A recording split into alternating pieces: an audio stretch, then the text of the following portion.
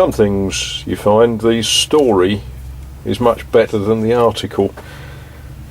We all know what this is. It's a marking gauge. We've all had one of these in our hands a few times. Nothing particularly remarkable about it, except how I got it.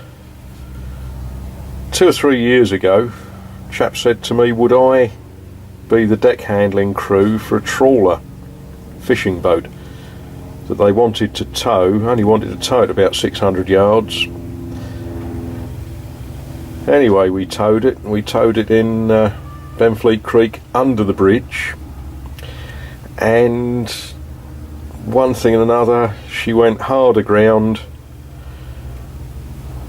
laid on her side, split in two and sank, which would have been funny if I'd been standing on the bank watching, but I was on the deck.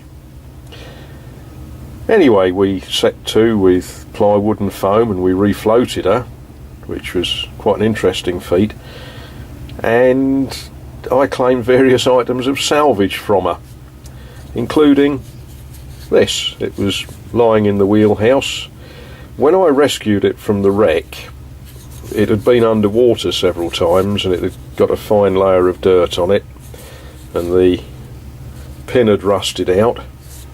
So what I've done this morning is just cleaned it a little bit, given it some good old linseed oil, and drove a new pin through it. That was actually cut from an old nappy pin.